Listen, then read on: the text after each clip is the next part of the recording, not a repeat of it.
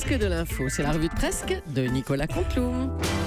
Et ce matin, c'est notre ami Stéphane Bern qui est avec nous. Bonjour Stéphane. Oh oui, frigorifié, mes chers amis, mes chers voisins. Oui, Laurent Cabrol l'a dit. Bonjour à Laurent, bonjour Natacha, Louise Écland est là, tout le monde est là, bien sûr Thomas Junior, Thomas Soto. Alors, que d'actu, puis vous auditeurs, chers auditeurs, j'ai écouté la revue de presse de Natacha, elle n'a pas évoqué pourtant l'excellente revue de presse, le numéro spécial de Paris Match sur Fidel Castro. Hein, alors c'est un numéro exceptionnel sur Cuba, pour rendre hommage à Castro. Vous avez vu la couverture, Julie ? Ah non. Alors, je vous en fais lecture. En couverture, Macron, mes vacances à Cuba, en amoureux avec Brigitte.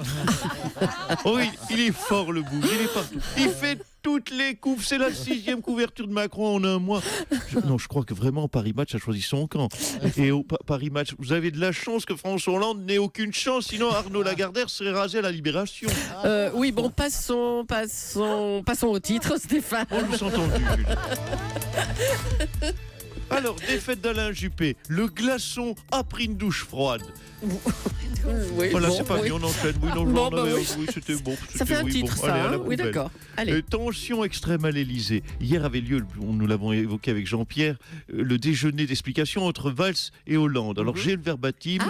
Alors, Manuel Valls a lancé à un moment donné, bon, alors François, maintenant, il y en a marre, tu te décides. Et François Hollande, très froidement, a répondu, ok, je me jette à l'eau. Je prends des escargots en entrée et un jarret de porc en plat. Vous savez qu'il joue avec les nerfs de Valls quand même, le François. C'est pas mal, oui. La boulette, parmi toutes les candidates, c'est Miss Île-de-France qui a remporté le test de culture générale. Elle a donc été exclue pour faute grave. Anniversaire, aujourd'hui Jacques Chirac a 84 ans, nous l'avons dit. Alors, c'est beaucoup, mais ça fait toujours 30 ans de moins qu'Alain Juppé. Mais si, il a pris 30 ans d'un coup dimanche soir, notre Alain. Et puis, star dans les étoiles, 2 stars sont au firmament et elles sont françaises. Il s'agit de l'homme sans gravité, Thomas Pesquet, l'astronaute, et l'homme avec trop de gravité, François Fillon. Avec lui, on va rester les pieds sur terre, c'est certain. Allez, à vous, Julie. Oh, ça ne plaît pas notre ministre de l'Éducation nationale. Mais si, elle a souri. Merci, cher Stéphane. Merci. Manuel Valls est sous pression. Va-t-il quitter le gouvernement ? Va-t il trahir François Hollande à son tour ? Bonjour, monsieur le Premier ministre. Bonjour, madame Leclerc. Écoutez, arrêtez avec cela, ces commentaires qui sont totalement inappropriés. Je suis parfaitement aujourd'hui serein. Hier, nous avons fait œuvre de clarification avec le président de la République et ensuite, je suis allé me détendre après ce moment un peu fort. Je suis allé me détendre au cinéma, voir ce magnifique film de Monsieur Eastwood, Clint Eastwood, Sully avec Monsieur Tom Hanks. Ah bon, mais quel rapport ? Pourquoi vous parlez de ça ? Comme ça, parce que j'étais touché par cette histoire qui est relatée au cinéma, histoire vraie, histoire d'un avion qui va s'écraser, qui est sauvé au dernier moment par un homme providentiel. Car on le voit bien, oui, que l'avion va s'écraser et qu'ils allaient tous couler. C'est une évidence qu'on coule. Hein, mais un homme a dit non. Et il a évité aux passagers de se noyer dans la rivière Tulle. Non, c'était l'Hudson, la rivière. C'était l'Hudson River. La marque de la rivière, la marque de l'eau, on s'en fout. C'est l'Hudson de Tulle. Vous voyez pas qu'on coule? On coule. Écoutez, à bientôt, Manuel Valls. Je suis désolée pour vous. Tous les regards se tournent vers François Bayrou. Monsieur Bayrou, bonjour. Vous allez vous présenter finalement ?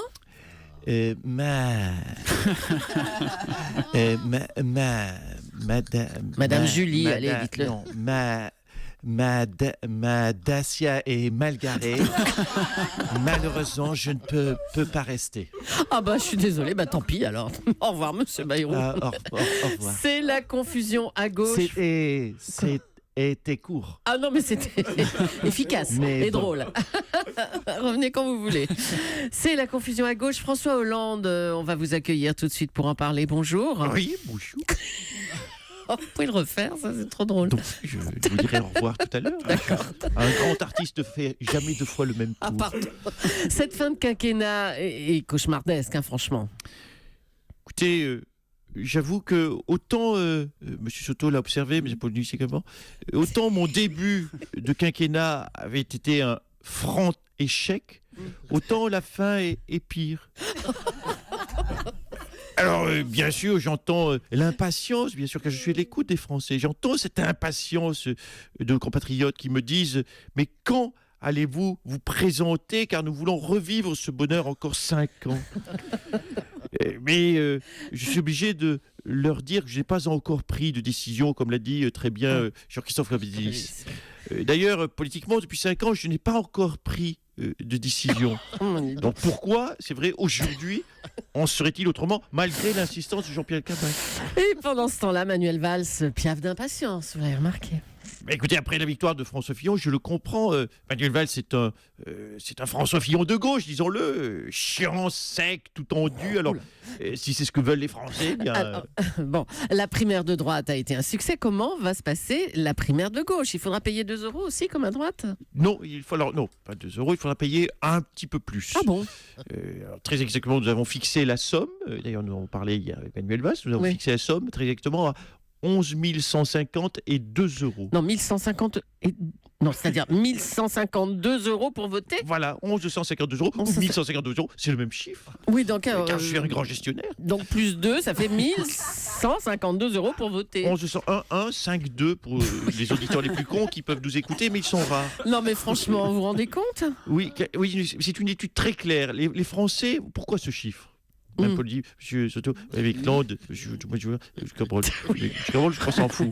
Les Français, pourquoi c'est ce chiffre? Parce que les Français sont prêts à donner 1 mois de salaire pour que je dégage à jamais. Du coup, 8 millions de gens qui donnent 1152 €. Vous savez qu'à cette somme rondelette, comme dirait M. Foucault, on peut réduire le trou de la sécurité sociale. Bon, allez, merci pour cette brillante démonstration. On va vous laisser.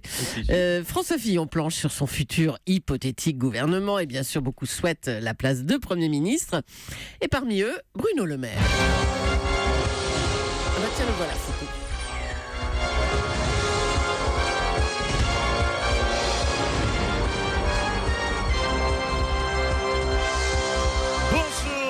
Bonjour à tous, c'est Jean-Pierre Foucault. Bienvenue à notre grand jeu Qui veut gagner un Fillon.